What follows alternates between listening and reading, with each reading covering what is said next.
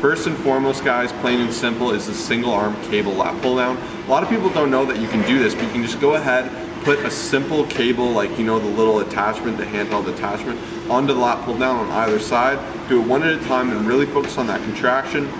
While doing this, if you guys ever have imbalances in your body where one side's stronger or one side's bigger, I really recommend moving to all single arm movements. So even the lat pull down, it shows you can do things like that. You can avoid T-bar row by doing single arm dumbbell row. There's always opportunities to balance out your body. And if you guys are really wanting to work on aesthetics and symmetry, I really recommend utilizing this exercise in your routine. Okay guys, and exercise number 2, this is a straight arm pull down. This is a fantastic exercise for really firing up those lats and really isolating them. However, a lot of people don't do it properly. We do have a full form video, but I'll just quickly go over it. You want to have a slight bend in the elbow, as you guys see on the screen here. You pull all the way down, and the key is you kind of thrust through to really get more activation in the actual lower lat area. This is a fantastic exercise if utilized properly, so make sure to add them into your routine as a variation.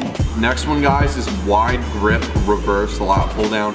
Kyle hates this exercise. I personally love it. I got this from Jay Cutler. He swears by this for lower back development, and I would swear the same, guys. It's incredible. So it's just a wide grip reverse. The only downside is if you have wrist issues, I would avoid this one because it puts a lot of tension on the wrist, but also puts a lot of tension on that lower back. So you gotta pick your poison here, guys, but if it's something you can try, I really recommend it. Really helps develop that lower back. It's something I've utilized for a long time, and it just allows you to really focus on squeezing the lower latissimus dorsi region. Like I said, that lower back, kind of just really pushing all the force of the movement down to your lower back there so you can help develop that lower back. I know that's another thing a lot of people want. It's easy to develop a big upper back, but how do you get a girthy, strong lower back, keep you secure and keep you away from injury? If you guys have bad wrists and you can't do this, just go to the simple close grip lat pull down. It's gonna be the same thing, reverse grip in the middle, and that's really gonna help strengthen your middle back. This is gonna really develop the rhomboids, develop the traps, develop that latissimus, kind of like that middle region, you know, the girthy middle part of your back. So I recommend using a mixture of both of them, and that's gonna help you out a ton. Okay guys, and my personal favorite is the actual T-bar row. I just feel like you can overload the weight so much more. You kind of get a bit more torque and turn it into a bit of a rowing exercise. You can lean back a tiny bit more, pull it more into your chest, and it's biomechanically your strongest grip, which allows you to actually lift more weight.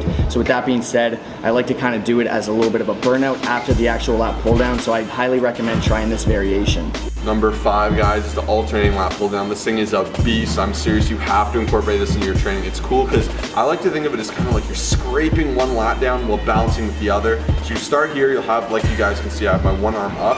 I'm scraping that other lat down while keeping this one under control. Then when I bring this up, I come scrape this one down.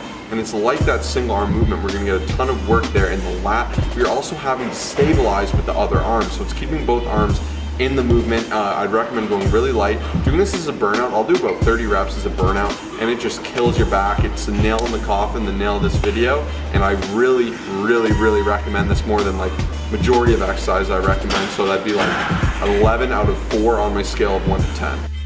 LOL!